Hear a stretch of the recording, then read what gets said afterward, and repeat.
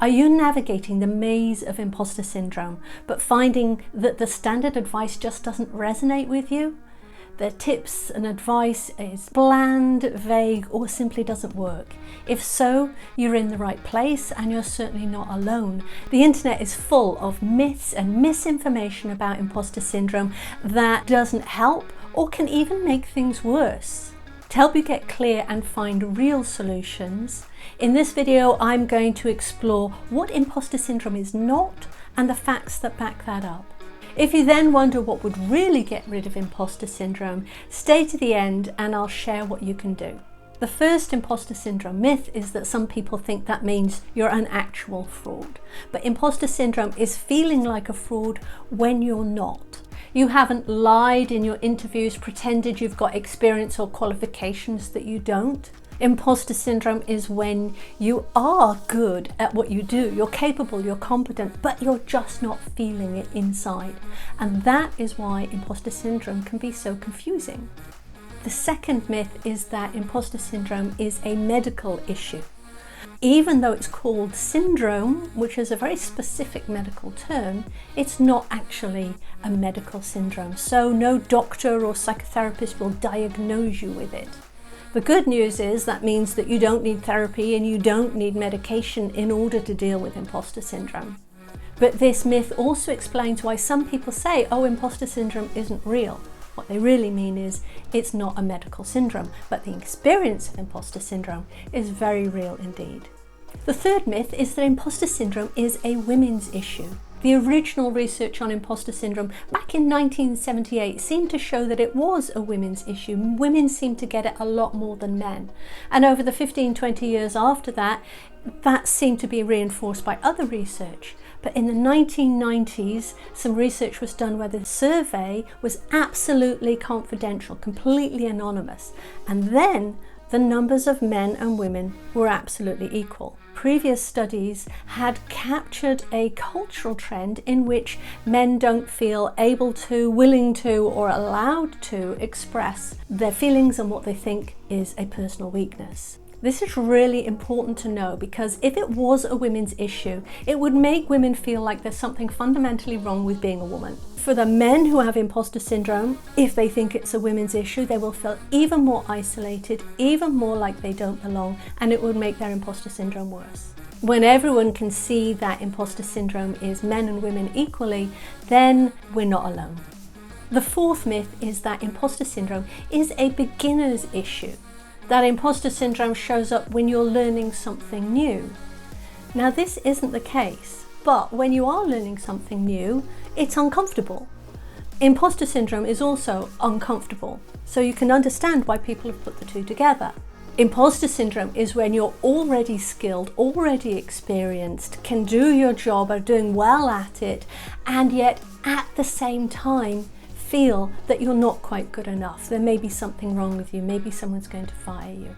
It's another reason why imposter syndrome can be so confusing. The fifth imposter syndrome myth is that it's a growth moment. So this is where people try and reframe the whole idea of imposter syndrome from being something that's negative and causing stress and suffering to something that's positive and could be celebrated. It gets taken as a sign that you're going through some growth and development and therefore that's a good thing. But there is no upside to imposter syndrome. Imposter syndrome equally happens when you're inside your comfort zone, when you have experience with everything you do and you still feel you're not quite good enough. You still doubt yourself. The stress of imposter syndrome holds you back and drags you down. It doesn't help your growth at all.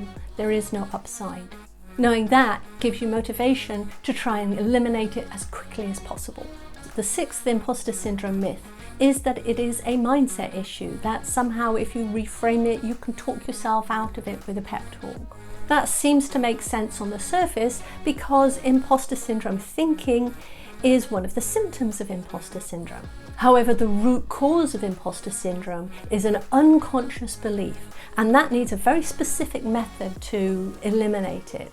and it's not something you can just talk yourself out of. Myth number 7 is that you're somehow unaware of what your strengths are and don't appreciate how successful and how good you are, which means some people will advise you to make a list of your strengths and read them.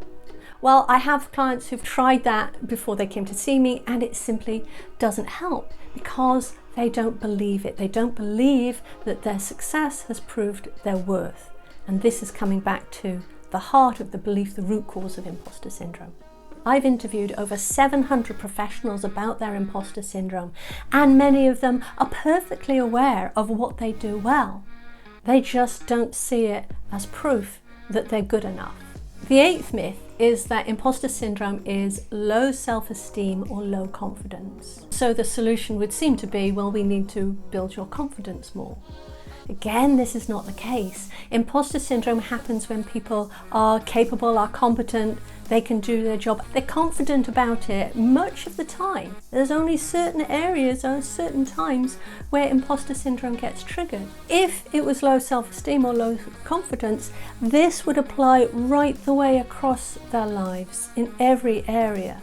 But it's not, because it's so specific and personal. That means it's not low self-esteem and low confidence, and those confidence techniques won't help. The final myth about imposter syndrome is that there is no solution, and you can see why that would come up, because all of the other myths have suggested different things to do that don't help, and if you've tried all of those, then you might conclude that there is no solution. Then it might make you doubt yourself even more. Is it really me? Is it that I am just not good enough? And that feeds into the imposter syndrome thinking. It makes it worse.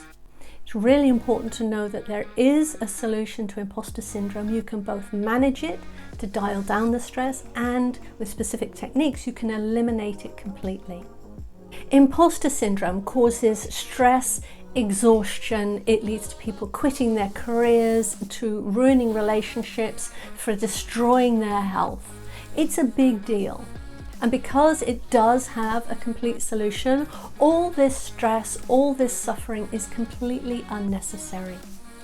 If you want to find out the truth of imposter syndrome, what's really going on, the symptoms, the root cause, and what you can do about it, check out my next video, The Truth of Imposter Syndrome. I'm Tara Halliday, specialist imposter syndrome coach and author of 2 books on imposter syndrome. If you've come across any other myths about imposter syndrome, or if you've got any questions about it, put them down in the comments below and I'll respond to them both personally, and I might make a video about it as well. And I'll see you soon.